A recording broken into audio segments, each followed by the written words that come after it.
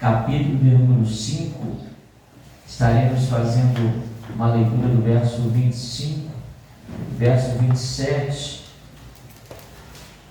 verso 28. Evangelho escrito pelo evangelista Marcos, capítulo de número 5, verso de número 25, 26, 27 e 28. Estamos numa campanha. Evangelho de Marcos, capítulo 5. O tema da campanha é o poder da fé.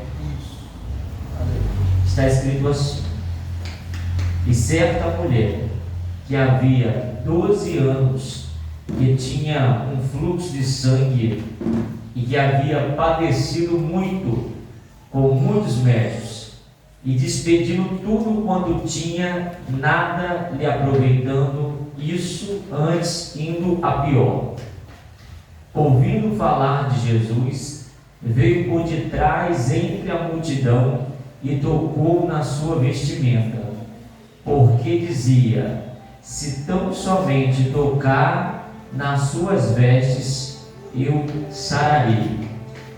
E logo se lhe secou a fonte do seu sangue e sentiu no seu corpo estar curado daquele mal. E logo Jesus, conhecendo que a virtude de si mesmo saíra, voltou-se para a multidão e disse: quem tocou nas minhas vestes? E disseram os seus discípulos: vês que a multidão te aperta e te oprime, e dizes: quem lhe tocou?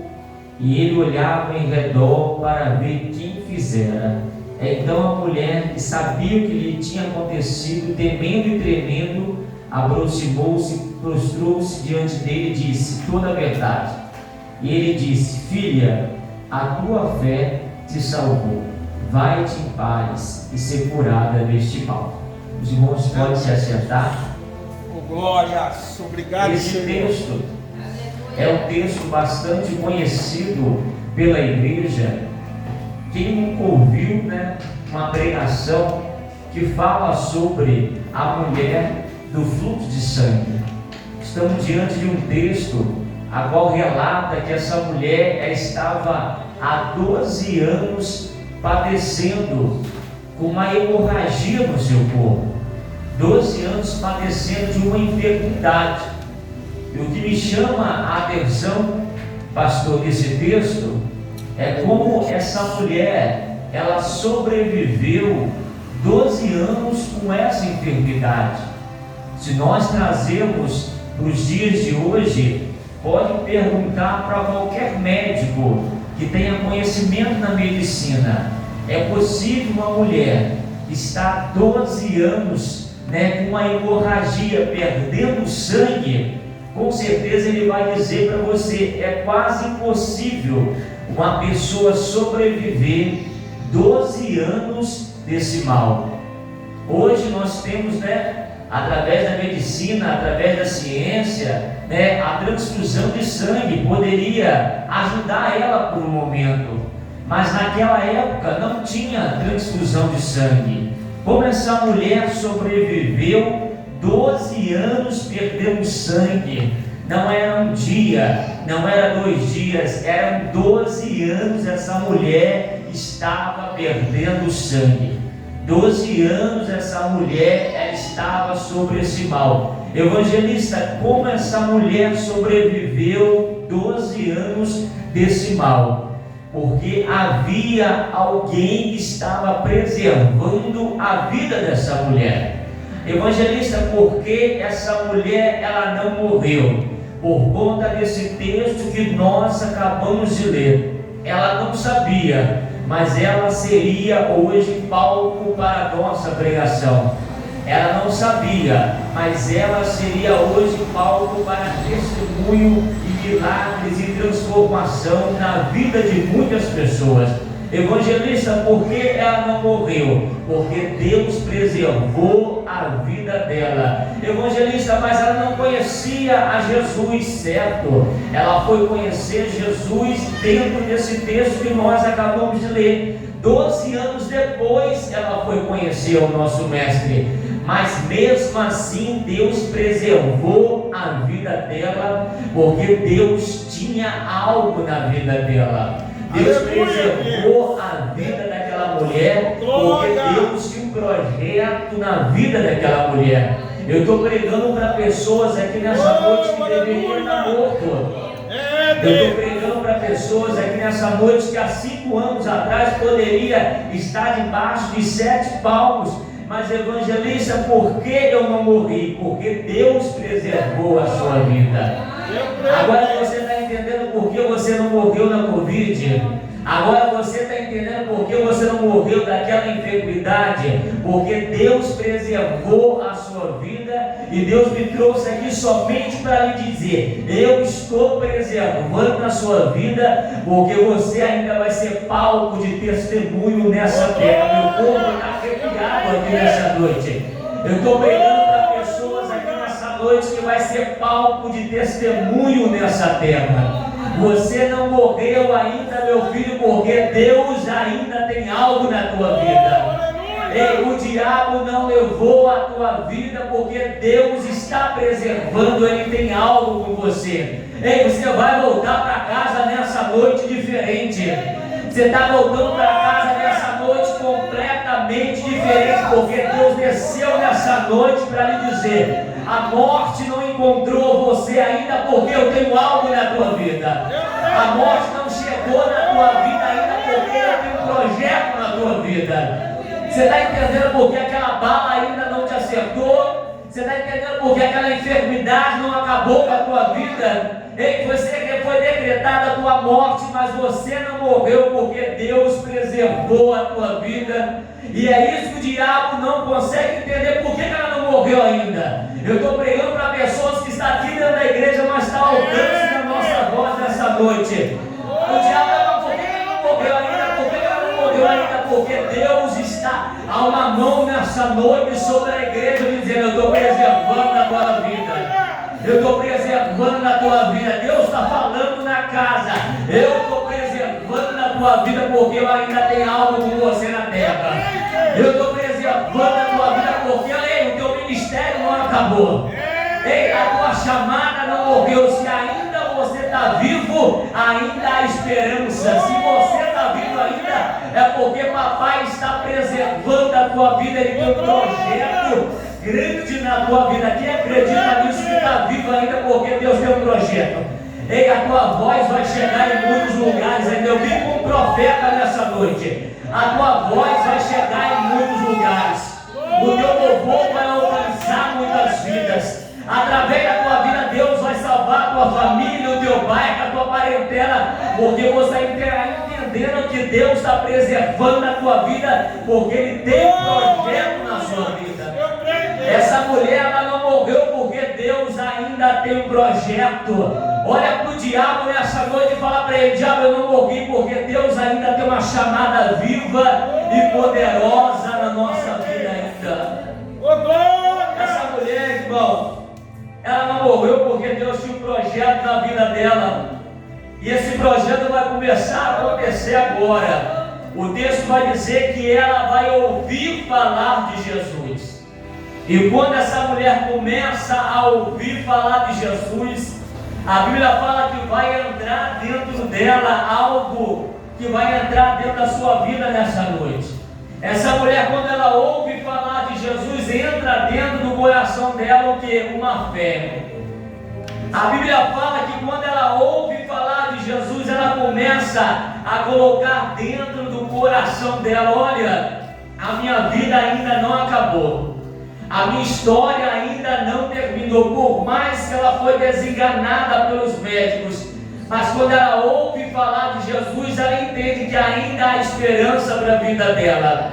E a Bíblia fala que quando ela ouve, vai criar dentro dela algo chamado fé. Entenda bem, irmão, nós estamos vivendo uma época que o próprio Jesus disse, porventura, quando o Filho do Homem voltar nessa terra, porventura acharia fé na terra, porque o povo, irmão, está deixando de acreditar. Nós vamos em igreja hoje, igreja lotada, abarrotada de gente, mas o povo está deixando de acreditar em Deus. Vivemos uma geração de Tomé, onde o povo, pastor, eles querem ver para depois acreditar. E com Deus não é assim. Mas evangelista, porque o povo não está tendo fé? A pessoa passa uma provação, passa uma luta, passa um vale, já quer se desviar da igreja. A pessoa passa uma dificuldade, passa um momento de enfermidade, as portas se fecham, já quer entrar em depressão, já quer se suicidar, já quer se jogar da ponte. Mas o que está acontecendo com o povo? O povo está deixando a fé ir embora. O povo está deixando de acreditar em Deus. Mas evangelista, por que eu não vejo milagre dentro da igreja? Por que eu não vejo paralítico andar, cego ver, surdo ouvir? Porque o povo não está tendo mais fé. O povo está deixando de acreditar em Deus. Mas evangelista, por que a fé está indo embora da igreja? Porque isso aqui também está indo embora de muitas igrejas, irmão. Porque essa mulher, ela só gerou fé no coração dela, porque ela ouviu falar de Jesus. E a Bíblia fala que a fé, ela vem o que? De sorte que a fé vem pelo ouvir. Ouvir o que? Um louvor bonito? Não. A fé vem o que? De ouvir o que? De ouvir uma mentira? Não. A fé vem de ouvir o que? De ouvir o que? Uma fofoca? Não. A fé, ela vem de ouvir. Ouvir o que? Ouvir a palavra de Deus. Deus vai começar a fazer uma limpeza espiritual no seu ouvido nessa noite. Você vai voltar a ter fé nesse Deus que você serve. Sabe por que você está olhando para essa situação e você está olhando e está dizendo é impossível mesmo? Porque a fé foi embora, você só está ouvindo coisas que não é para ouvir. Você só está se juntando com pessoas que estão começando a lançar tanta coisa na sua vida, tanta coisa, né, na sua mente, sendo que Deus está dizendo: meu filho, eu quero que você volte a ouvir a minha palavra. Irmão, a coisa gostosa é quando nós ouvimos a palavra de Deus. Por quê? Porque cria em nós uma fé que o mundo não consegue entender. Essa mulher, a Bíblia fala que ela ouviu, e quando ela ouviu, o que? Gerou nela uma grande fé. Deus está dizendo nessa noite: você vai voltar a acreditar em mim quando você voltar a ouvir a minha palavra. Não tem como gerar fé, não tem como nós voltarmos a acreditar se nós não voltarmos a ouvir a palavra de Deus. Irmão, nós vamos, infelizmente, a muitas igrejas por aí que as pessoas não se pregam mais a palavra de Deus. As pessoas usam o púlpito, né, para pregar o que? Para pregar indireta. Usam o púlpito, né, às vezes para machucar o povo. E o povo sai de casa, irmão, em plena chuva, né, sai de casa, deixa a filha, às vezes parei um monte de coisa para fazer, vem para a igreja para quê? Para ouvir a voz de Deus, para ouvir a palavra de ninguém. Veio aqui para ouvir indireta, ninguém veio ouvir para a palavra do evangelista. Você veio ouvir aqui a palavra de Deus, e essa palavra, ela vai gerar fé no seu coração nessa noite, porque a minha Bíblia diz que a fé vem para ouvir. Ouvir o que? A palavra de Deus. E a Bíblia vai dizer que quando ela ouve falar de Jesus, cria nela o que? Uma fé. Entenda bem, quando Jesus, ele não foi para curar aquela mulher. A Bíblia fala dentro desse contexto que Jairo, o principal de uma sinagoga, o homem de alta patente, o presidente de uma igreja, ele veio até Jesus Cristo concernente a filha dele que estava enferma. E quando Jesus estava indo em direção à casa de Jairo para curar a filha de Jairo, a Bíblia fala que essa mulher aparece no cenário da história. E de repente Jesus vai parar o que ele vai fazer para resolver o que é o problema dela. Olha só o que a fé faz acontecer.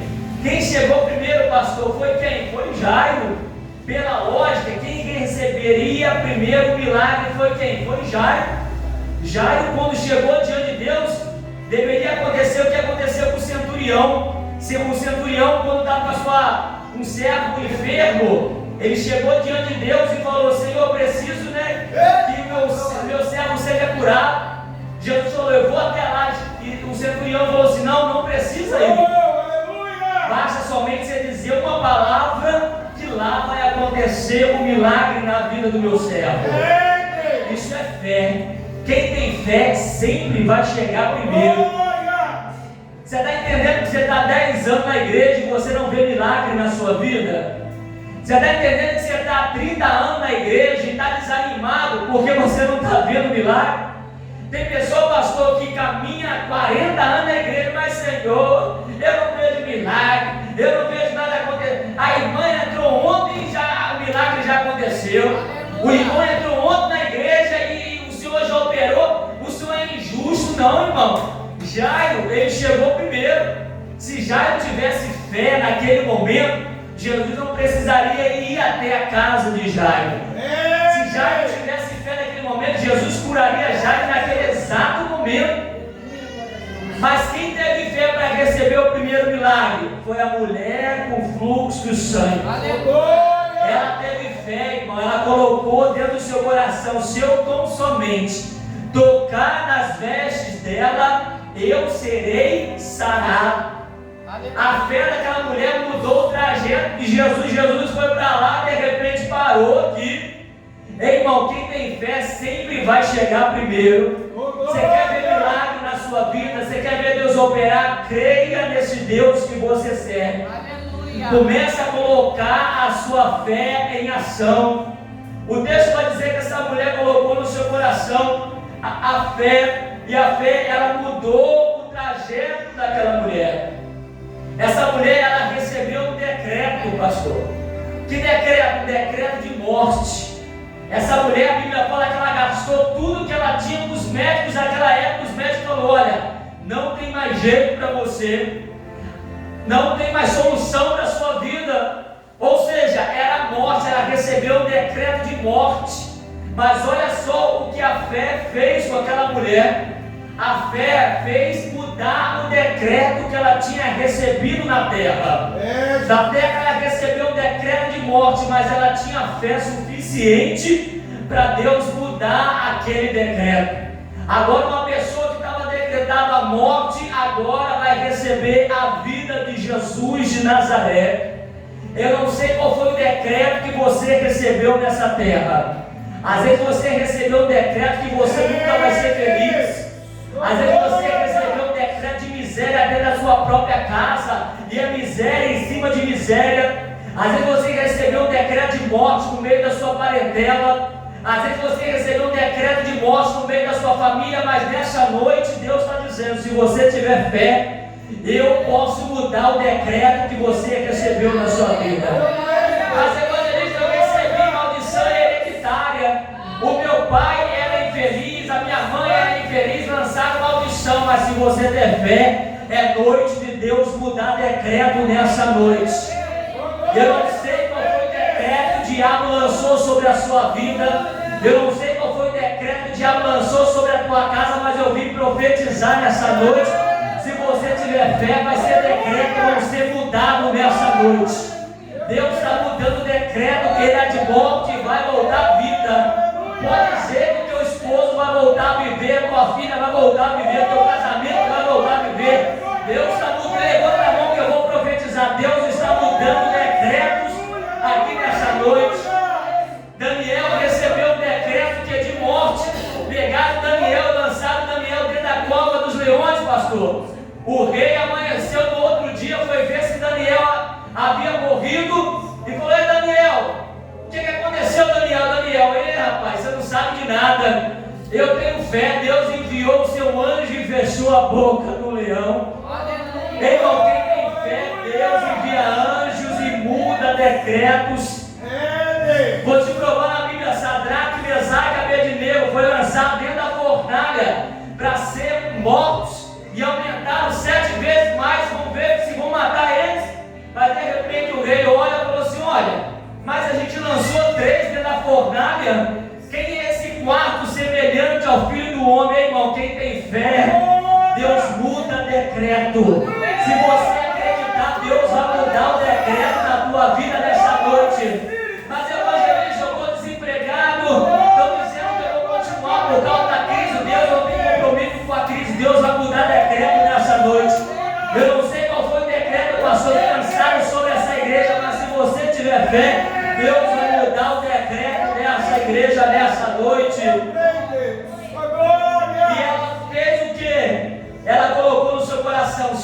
tocar, a minha vida será mudada. E o texto fala que ela não precisou de ninguém falar com ela. Ela mesmo foi o profeta da vida dela. Falou: não, se eu crer, se eu tocar, o pastor não foi lá e colocou a mão nela não, irmão. Ninguém colocou a mão nela não. Ela, às vezes você está esperando alguém colocar a mão na sua cabeça e falar: eis assim que eu te digo que eu vou fazer, irmão. Deus pode fazer isso, Deus pode.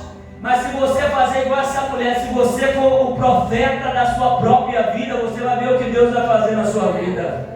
Começa você mesmo, profetizar para você mesmo. Ela não gritou. A Bíblia fala que ela foi em silêncio. Ela falou: não, se eu acreditar, se eu tocar lá, eu tenho certeza que eu serei mudada. Irmão, olha só o nível de fé dessa mulher. Ela colocou no seu coração: não, se eu acreditar, e Deus jamais vai decepcionar alguém que tem fé. Deus jamais vai frustrar alguém que tem fé. Deus, quando Ele olha o teu filho com fé, a Bíblia fala que ele fica maravilhado. Jesus fica maravilhado quando vê uma pessoa que acredita nele. Pode todo mundo dizer o contrário, mas se você permanecer acreditando, Deus ainda pode operar milagre na sua vida. E a Bíblia fala que ela enfrentou a multidão. Olha o que a fé fez com essa mulher. Essa mulher, ela não tinha força, porque ela estava perdendo sangue. Ela não tinha voz, porque ela estava fraca. Como a mulher, 12 anos, pastor, perdendo sangue, sem força, né? Criou força da onde, não sei da onde veio aquela força, que ela enfrentou a multidão e conseguiu chegar no seu objetivo, tocar no manto de Jesus. A fé, ela é um combustível, irmão. Essa mulher, quando ela gerou fé dentro dela, ninguém parou ela na terra. Era uma multidão, não sei quantas pessoas estavam lá, mas era uma grande multidão, não pôde impedir ela de alcançar o milagre. Se você ter fé nessa noite, ninguém vai impedir você de conquistar o seu milagre. Se você ter fé nessa noite, não há diabo na terra que pode impedir de você conquistar o seu milagre nessa noite. Ela colocou fé no seu coração e tocou. E quando tocou, a Bíblia fala: opa, Jesus disse: ei, alguém me tocou aqui.